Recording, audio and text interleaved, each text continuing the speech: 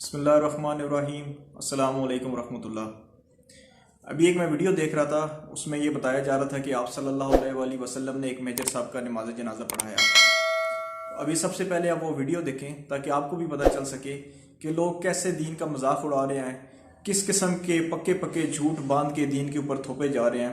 ان لوگوں کو یہ شرم بھی نہیں آتی کہ وہ جھوٹ باندھ رہے ہیں آپ صلی اللہ علیہ وآلہ وسلم پر۔ ویڈیو دیکھنے کے بعد انشاءاللہ میں مزید آپ سے بات کرتا ہوں۔ ناظرین، آج ہم آپ کو اس ویڈیو میں پاک فوج کے اس خوش قسمت نوجوان کے بارے میں بتائیں گے جس کی نماز جنازہ خود حضور اکرم صلی اللہ علیہ وسلم نے پڑھائی۔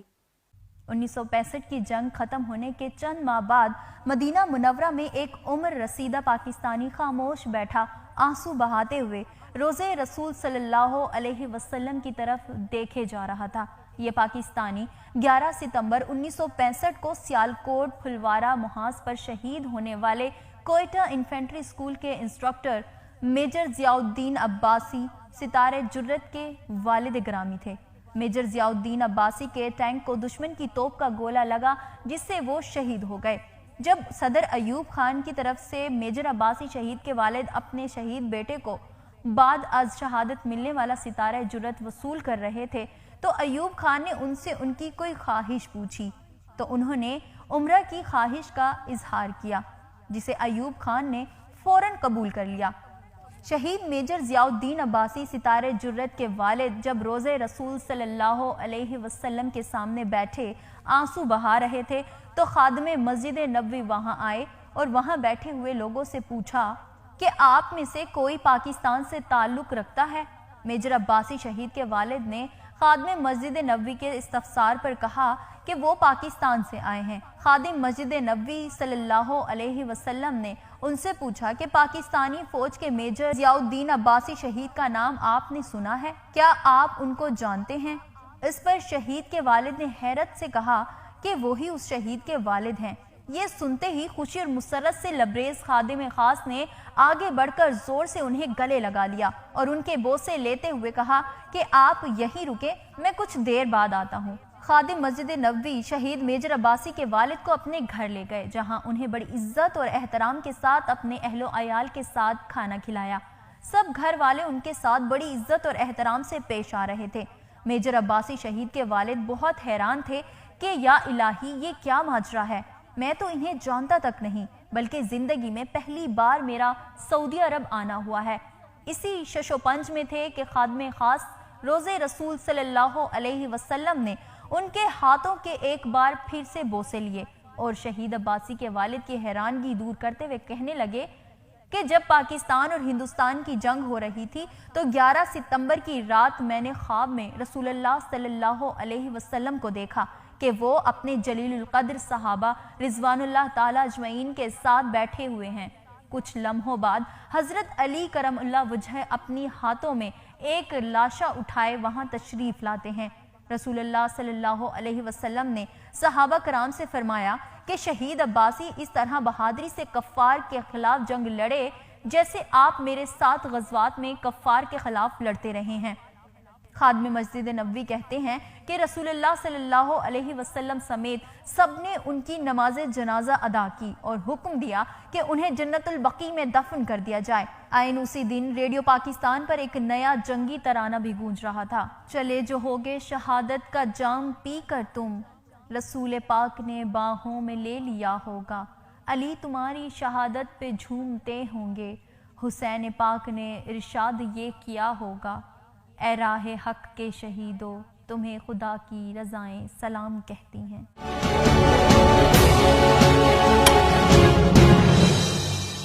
جی، جیسا کہ ابھی آپ نے اس ویڈیو میں دیکھا ہے کہ ایک خاتون بڑے اچھے ڈرامیٹیکلی انداز میں، بہت فلسفانہ انداز میں بیان کر رہی ہیں کہ ایک میجر صاحب جنہوں نے بہت بہادری سے لڑا ہے اور آپ صلی اللہ علیہ وآلہ وسلم نے ان کا نماز جنازہ پڑھایا، حضرت علی رضی اللہ تعالیٰ عنہ کا لاشا اٹھا کے لے آئے، تو کیا آپ صلی اللہ علیہ وآلہ وسلم حضرت ابو بکر کا جنازہ نہیں پڑھا سکتے تھے؟ وہ زیادہ افضل ہیں۔ امت میں انبیاء کے بعد سب سے زیادہ جو افضل شخصیت ہیں وہ حضرت ابو بکر رضی اللہ تعالیٰ عنہ کی ہیں۔ پھر حضرت ابو بکر رضی اللہ تعالیٰ عنہ کی قیادت میں جو صحابہ لڑے مسلمہ کذاب کے ساتھ، کیا وہ معتبر نہیں تھے؟ چلیں اگر اس کو بھی چھوڑ دیا جائے کیا 1965 کی جنگ میں اور دوسری جنگوں میں کیا صرف یہ میجر صاحب ہی لڑے تھے؟ اس کے علاوہ اور کوئی لڑا نہیں ہے؟ کسی اور نے کوئی بہادری نہیں دکھائی؟ تو مجھے یہ سمجھ نہیں آتی کہ ہماری امت مسلمہ لکیر کے فقیر کیوں بنتے جا رہے ہیں؟ ایک خواب کو اگر پتنی وہ خواب سچا بھی ہے نہیں سچا، اس کی سند کیا ہے؟ کہاں سے یہ ثابت ہے؟ کوئی بھی آ کے ایک خواب بیان کر دے، اس خواب کو لے کے لوگ چل پڑیں گے۔ میں کہتا ہوں خدا را کچھ خدا کا خوف کریں آپ لوگ۔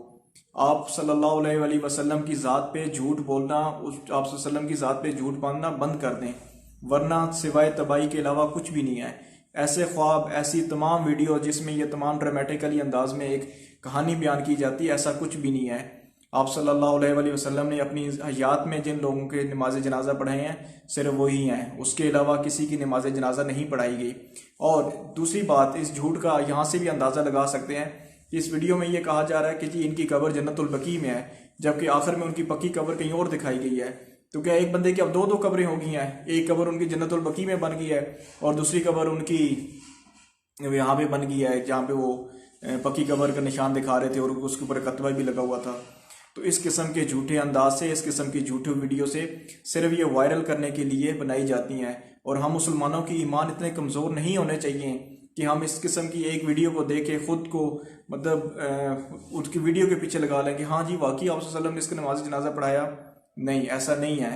آپ صلی اللہ علیہ وسلم نے ان میجر صاحب کا قطعاً نماز جنازہ نہیں پڑھایا، نہ اس کی کوئی دلیل ہے، نہ اس کی کوئی تصدیق ہے، نہ کچھ ہے۔ اور وہ جو آ کے کہہ رہے ہیں جی ان کو جو امام حرم ہے یا جو روضہ رسول کے خادم ہے وہ ان کو اپنے گھر لے کے چلے گئے، تو کیا یہ خواب ان کے والد کو نہیں آ سکتا تھا؟ یہ خوشخبری ان کے والد کو آنی چاہیے تھی، یہ وہاں پہ کیسے چلی گئی؟ یہ سب ایک ڈرامیٹیکلی انداز میں لوگوں کو بے وقوف بنانے کے لیے، ان کی ایمان کے ساتھ کھیلنے کے لیے یہ لوگ کرتے ہیں۔ ان لوگوں کی کچھ حقیقت نہیں ہے۔ ایسی چیزوں کی تصدیق اگر کرنی ہو تو اور لوگوں سے کی جا سکتی ہے۔ دنیا میں بہت سارے لوگوں نے دین کی خدمت کی ہے، تو اگر آپ صلی اللہ علیہ وسلم نماز جنازہ پڑھانا تھا تو ان کی پڑھاتے۔ صرف ایک خاص آدمی کے لیے آپ صلی اللہ علیہ وسلم آئے اور نماز جنازہ پڑھائی، سب جھوٹ ہے، سب بکواس ہے۔ تو ان لوگوں کو شرم کرنی چاہیے، دین کے اوپر جھوٹ بولتے ہوئے، لوگوں کے ساتھ کھیلتے ہوئے۔ تو ایسے اور جو لوگ ایسی ویڈیوز کو سنتے ہیں اور دیکھتے ہیں ان کو بھی ایسی ویڈیو کو جوتے کی نوک پہ رکھ کے اڑا دینا چاہیے۔ یہ کچھ حقیقت نہیں ہے۔ قرآن اور سنت کو اپنی زندگی میں زندہ کریں، آپ صلی اللہ علیہ وسلم کی تعلیمات کو اپنی زندگی میں زندہ کریں، اسی میں فلاح ہے اور اسی میں ہی ان کی دنیا اور آخرت کی بھلائیاں ہیں۔ امید کرتا ہوں آپ میرے اس پیغام کو ان تمام لوگوں تک پہنچائیں گے جو اس ویڈیو کو وائرل کرنے میں لگے ہوئے ہیں اور جو ایسی من گھڑت اور فضول باتوں کے اوپر یقین رکھتے ہیں۔ اس کے علاوہ بہت ساری ایسی حدیث ہیں جن کو من گھڑت بنا کے امت میں پھیلا دیا گیا ہے، تو کیا اب امت کے لوگ اس کو ہر حدیث کو ماننا شروع کر دیں؟ نہیں، امت میں لوگ آج بھی زندہ ہیں جو حدیث کے اوپر کام کر رہے ہیں، جو دین کے اوپر کام کر رہے ہیں، دین محفوظ ہے۔ تو ان علماء کے پاس، ایسے نیک لوگوں کے پاس جائیں تاکہ آپ کے پاس جو حقیقت ہے وہ پہنچ سکے، ہر ارے غیرے کی بات کے اوپر نہ لگیں، ورنہ آپ کے پاس کچھ بھی نہیں ہوگا۔ اور یہ بھی خطرہ ہے کہ آخر کے وقت آپ کا ایمان بھی لوٹ سکے۔